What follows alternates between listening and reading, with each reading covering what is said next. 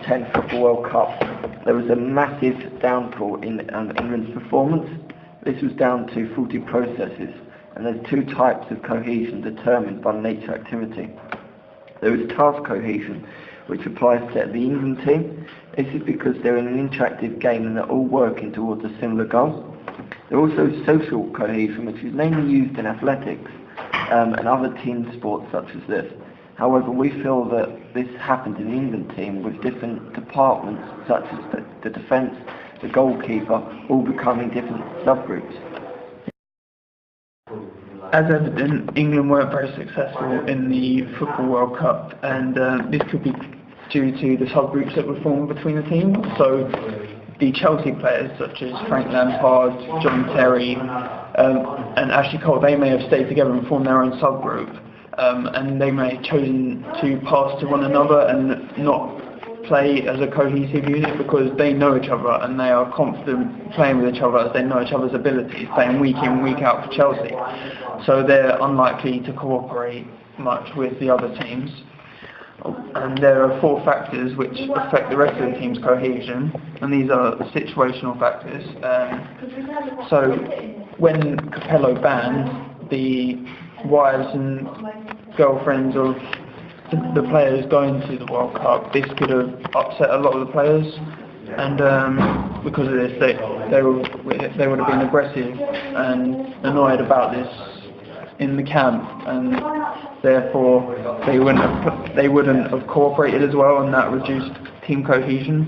Also, there's the individual factors, which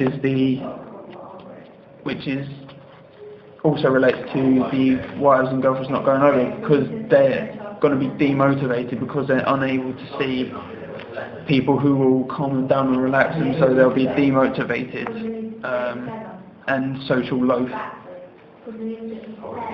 which reduces team cohesion. Also, the leadership was in question for the England squad because of the scandal with John Terry about Wayne Bridges' girlfriend, partner. A lot of the players didn't respect him for that, and because of this his captaincy was stripped by Capello, and this meant that a lot of the players who were used to playing under John Terry now had lost their guidance, as it had changed hands to Steven Gerrard for the World Cup, so they had to readjust to the new leadership style, and this created coordination losses, and so that reduced team cohesion. Also, the team factors. As Capello is Italian and he doesn't have great English, a lot of the goals that he set was lost in translation. People didn't understand what he wanted, so they might have interpreted it a different way as he meant it because they couldn't understand him. So this would lead to a lack of communication and therefore a loss of goals because they were unable to identify what he actually wanted. And this again led to a loss of cohesion. There are 9 strategies that can be adopted to affect the participation in a team and to improve group cohesion. The first one is to give clear roles that can to each player, and this wasn't done properly by Capello in the World Cup. As you could see, that most of the defenders weren't sure of what to do when the Germans were attacking, and this caused confusion and coordination losses, and therefore the team didn't perform well. The second strategy that can be employed by the England team was Capello applying team building strategies. The problem that I felt that he had here was he sent them out onto a golf course, creating subgroups. This is because when you go out and play golf, you only go out in a unit of 4. This creates different subgroups within the England team, mean that when they go out to play for England, they're used to 4 players, not 11. Yeah, and in comparison with the Rugby World Cup for this year, for the first week of the World Cup, Martin Johnson sent all the players out on team building activities such as whitewater rafting and trust exercises like bungee jumping off bridges, and this encouraged guys to motivate each other and work with each other and encourage one another, and this led to the England rugby team playing a lot better than the England football team in the World Cup. However, one point I would like to make on that is that the media seem to get the wrong idea behind this strategy, which led to evaluation of each team member's performance being reduced. This can lead to social loafing, which is known as the third strategy that can be applied to address the issue. Yeah, this was reflected with Wayne Rooney. He received a lot of negative feedback from the media due to his recent behaviour in football, and this led to him having a poor performance throughout the World Cup. Also, this leads on to the fourth point, which is punishment. And Wayne Rooney and John Terry should have been punished for their actions outside the pitch. Also, because his captaincy was stripped. Yeah, but it wasn't something major, so I think it's something. Because he didn't get punished, it led to further violence, as shown in the aggression Q hypothesis, as he was not punished, and therefore led to further frustration. And this was shown during the Montenegro match, where he ended up kicking the back of a player, which could have stemmed from earlier instances. The fifth strategy is selection of team players as opposed to individuals. So when Capello was making his team selections, he didn't pick who he thought were the best players. He picked the team that he thought would work well together. So he knew that a lot of players did play for the same club, such as the Chelsea players with John Terry and Frank Lampard having that good connection playing for 9 years for Chelsea. So he picked those two as he knew they would have a good connection, would be able to create the link between the defence and the midfield. Also, when he was picking the players, he would pick. At this point, I'd like to state that the team selection with the England team is nowhere near as a close knit unit as the Spanish team. It's because with the England team, you've got players coming from Man United, Arsenal, Chelsea, Liverpool, Tottenham. You've got more clubs there, which creates more subgroups. And they have antecedents of prior rivalry to one another, which leads to the subgroups being formed.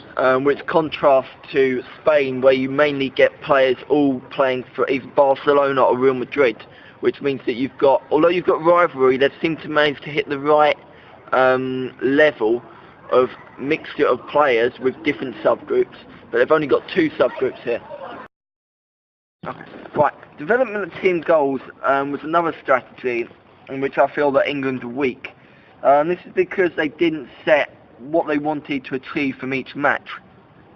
Capello didn't say we need to make sure that we win the group in order to get Germany, because otherwise they would end up getting a harder route, and as proved in the 2010 World Cup. Personally, after the first match, I would have made sure that we try and improve on that performance and make sure that we still win the group.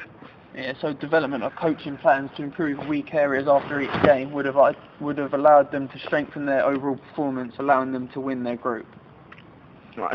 Rehearsal of set plays during practice could have been improved, as this improves both communication between the players, and it's also a good practice for tactics during the game.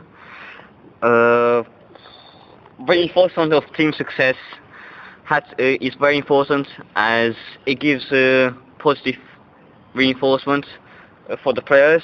If I was Capello during the half-time match against Germany, I would have made sure that I would have shown a quick highlight of what we achieved in 2001 by beating them 5-1. This would have reinforced the success that we've beaten them before, and they are beatable. This would have improved positive reinforcement as well as positive self-talk. This is because to remove the aggression of the ball going over the line at the end of the first half, I could have used cognitive techniques to eliminate the aggression, which is positive self-talk. This is because I'd be getting the England players to tell themselves that they're capable of pulling this around and still getting through. Yeah, that refers back to attribution theory as well. Taking away, attributing failure to external causes, saying that it was just bad luck that the goal didn't count, and that success is still an option. Yeah, so that would prove that they are a high need to achieve personality rather than a high need to achieve failure. However, in order to do this, you need the last strategy, which is strong leadership, which I feel that England didn't have. It's because they stripped John Terry of his captaincy and didn't have now enough time for the new captaincy to take leadership. Furthermore, Capello, because of his communication losses, he didn't have the correct leadership skills, which one of them is good communication skills, which is a vital quality that a leader needs to have. Yeah, so, talking back about the captaincy, as all the players were used to working under John Terry and his specific style of leadership, when the captaincy was handed over to Steven Gerrard, people didn't know what to expect as they hadn't had the experience of playing under his leadership, so there were coordination losses as to what he expected from the team, and this caused some social loathing from players as reflected by being knocked out by Germany. However, what is a good leader? There are 9 factors that affect a good leader. They are vision, ambition, motivation, charisma, experience, understanding the needs of others, empathy, and good communication skills.